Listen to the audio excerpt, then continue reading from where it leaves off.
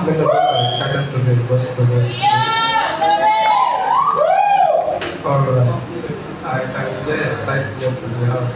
It seems only a few persons are excited. The psalmist said, I was glad when they said, let us go to the house of the Lord. You know why? He said, because he knows that all they that appear before the Lord in Zion, they go from strength to strength. So God always has something for our lives when we gather together like this. And I pray that you will not miss your own in the mighty name of Jesus. Amen. I want to thank Pastor for this privilege to bring us God's word this morning. I pray that as we listen to God's word, it will be instructed in our heart in the mighty name of Jesus. I pray that light of God's word will shine upon our heart and we will know what we ought to do and walk in the same in the name of Jesus. In Jesus' name. And this morning, the General Overseer has given us a message, and I'll be talking about praying for an ever-increasing harvest. We are still in the month of November. November in First Gospel Church, Nigeria, is our month of missions. So what that means is that we have dedicated the month to focus on messages and activities that reaches out to the lost, reaches out to unbelievers, reaches out to people out there who are not yet saved. And the topic is, again, pray for an ever-increasing harvest. My Bible text this morning is from Matthew chapter 9, verse 35 to 38. I'm reading from the King James Version. It says, and Jesus went about all the cities and villages, teaching in their synagogue, and preaching the gospel of the kingdom, and healing every sickness and every disease among the people. But when he saw the multitude, he was moved with compassion on them, because they fainted and were scattered abroad as sheep having no shepherd. Then said he unto his disciples, the harvest truly is plenteous, but the laborers are few. Pray therefore the Lord of the harvest, that he will send forth laborers into his harvest. Hallelujah. Praise God. I hope we followed along as we read that verse. Yes, sir. Yes, so you see the passage there telling us about Jesus' experience. Bible says that he was going about. Jesus was not the kind of person that stays in one place. He had a mission.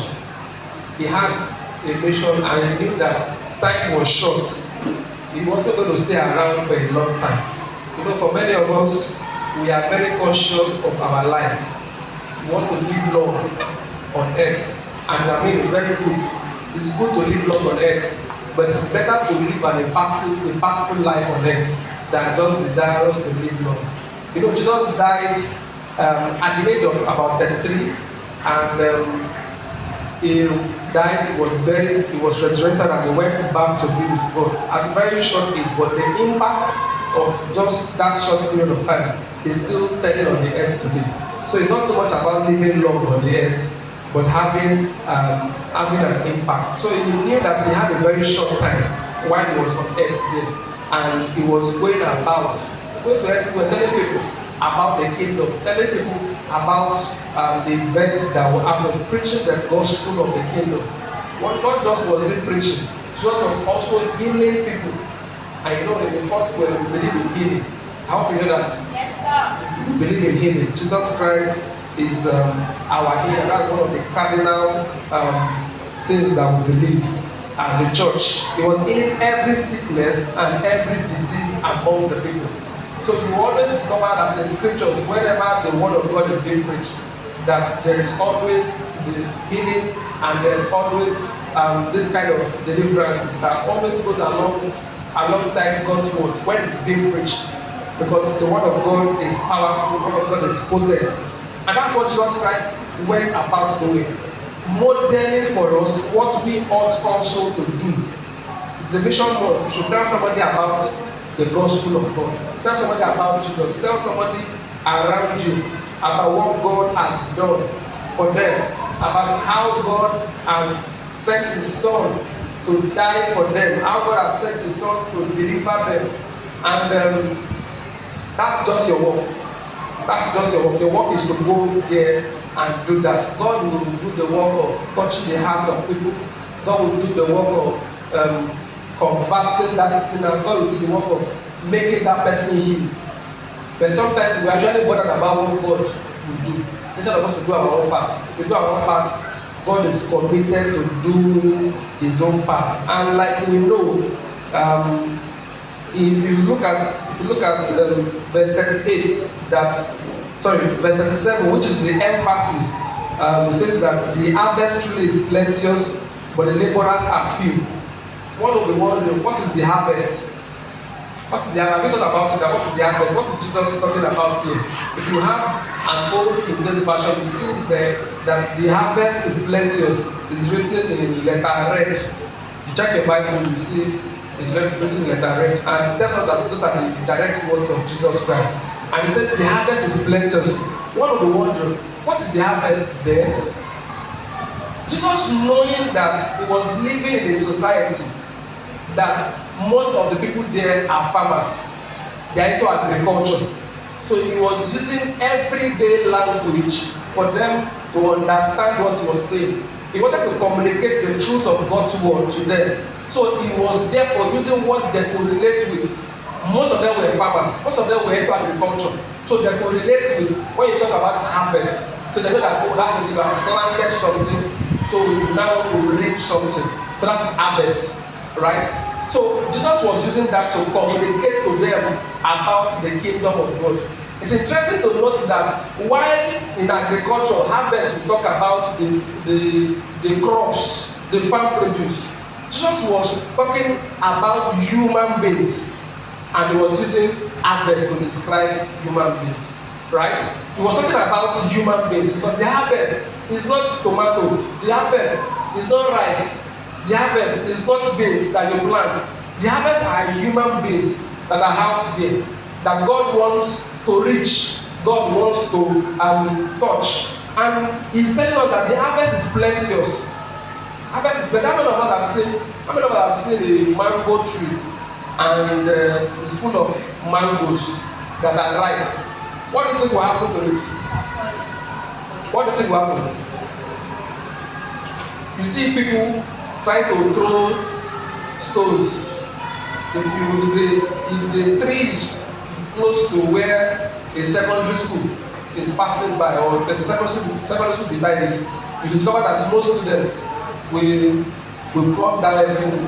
When they are on break time or when they are closed, that will be their PPA. They'll go there and plug everything. Because why? The harvest is right, it's plenteous, and they can actually take it. God is telling us that the harvest of souls, the harvest of men is plenteous out there. The harvest of men is plenteous out there. I think the statistics was done about the population of the world. When I was much younger, I actually heard that the population of the world is about 7 billion. But I have grown a little now. I hear that the population of the world is about 8 billion.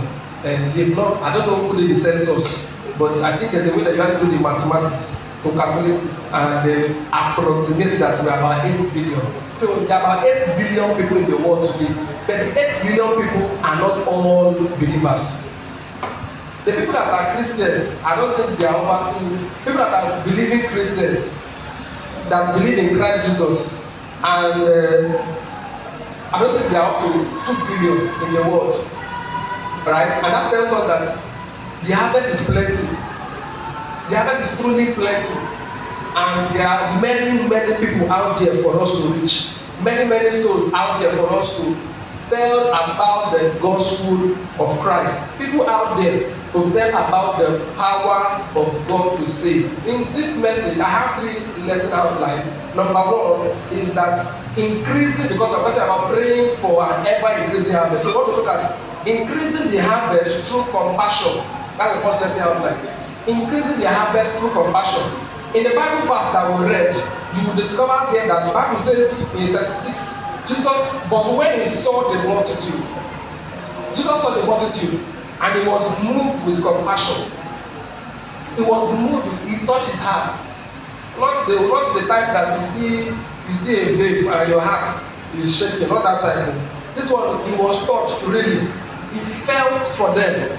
I mean, because he was wondering why are they like this? Why have things happen to them like this? He said because they fainted and were scattered abroad as sheep having no shepherd. Having no shepherd. Have you seen a sheep that has no shepherd? You know, usually when a sheep is with the shepherd will take direct guide the sheep. If they are going like this, the shepherd will go with them. How many of us have seen where herdsmen are leading their cattle? You might not see them inside the bus, but if they are traveling to, let's say, Ibadan, or you travel to maybe Ajebo, I'm sure that sometimes you see where some cattle, maybe like 20, 30 of them, and you see somebody leading with them. Sometimes it can be a small boy, just carry stick and is leading them. So that's an example of what a shepherd looks like. And the shepherd will lead the sheep, right? So while leading the sheep, he lead them to provisions where there's food, where there's water. He protects them from danger. That's what the shepherd does. But Jesus saw the multitude and discovered that they were like a sheep without a shepherd. A sheep without a shepherd will most likely not eat well. Will be exposed to danger. Will be exposed to all sorts of evil and atrocities that are happening in that environment. And that's what Jesus saw, and he was moved with compassion. What does it mean? What does compassion mean? Compassion is a feeling of sympathy and sorrow for another's misfortune. You are trying, oh sorry, so you are trying to sympathize with that person. That's what it means to be compassionate. And it's usually accompanied by a desire to relieve their suffering. So when it is within your power, you want to help that person. Somebody comes to meet you and say, Uncle Michael, if you see me like this, I've not eaten since morning. And I don't even know where the next meal will come from. Uncle Michael will say, okay, let me take you to Boku at Bariga and buy Indomie for you. So that you can see what to eat. I mean, Brother Michael, you are a big man now. So you are moved with compassion for that person. Then you have decided to help the person. So it's not just you are moved with compassion and you say and that's why again it's always accompanied by a desire to relieve their suffering.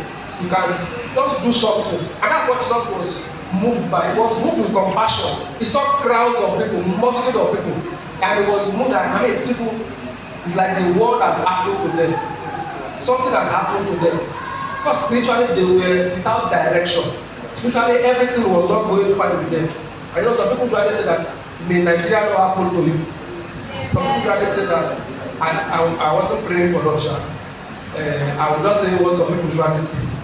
So because when evil befalls them or befalls somebody, if you put somebody in a condition where you are moved with compassion, you just see a video.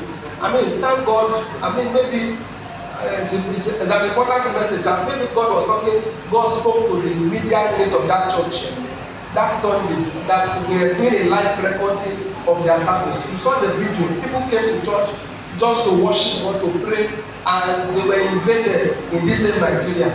Right? And just thank goodness there was a live recording. So that live recording that helped them. They were able to substantiate that real human beings. Because normally in Nigeria, if people die, it's like statistics, it's like it's number. They will say 300 children were kidnapped and nothing will happen. I was watching CNN yesterday, so on Friday night, go Saturday morning, CNN news, and somebody died, just one person died, and they were repeating it almost every hour. Just one person that repeated that life. In Nigeria, people are dying and there is no compassion. There is no, people at the top, they are not even feeling anything. It's like they are just numbers to them. They are not moved. Bible tells us about Jesus, and we don't have a high priest who cannot be touched by the fact. Jesus is that kind of person who feels, who is touched by what we are going through, who is touched by whatever experience of life that we might be encountering. Some people will say that nobody knows what I'm going through. They will not come to church. and you see them and you be asking them, I did not see you in church, what happened? You don't know what I'm going through. I'm going through a lot. So it looks as though you are the only person going through it. But we know that Jesus is somebody that is moved with compassion, who is touched by whatever we are passing through. Just like he was touched by the multitude, he was touched by what they faced, he was touched by their condition, their critical condition at that time. And that's why he was telling his disciples that the harvest is really plenteous. But there are laborers there are few. There are very few people who will come, who have been enlisted to go out there and to pluck those harvests. It's a very it's a call for us also to be moved with compassion. When you see people out there who are not yet saved, when you see people out there who have not come to the fold, who have not come to the truth, to be moved with compassion, to be moved with compassion towards them, and not just moved with compassion that leads to you telling them about what will bring them out of that condition. That is how your compassion should, that's what you should lead you to tell them about Jesus, so that they will come out of whatever condition they found themselves. You know, some people, when they see sinners, all they see is the Mercedes Benz they are driving, and that's where they put their eyes. All they see is the plenty money that they have, and that's where they put their eyes. All they see is the big houses that they have, and that's where they put their eyes. But look at their soul. You know, Bible says that what does it profit a man to gain the whole world and yet lose his soul? So the soul of a man is more precious than all the material riches in this world. That's somebody doesn't have, I mean, a young person here, you don't know, there are a lot of things in life that you desire to have, and you don't have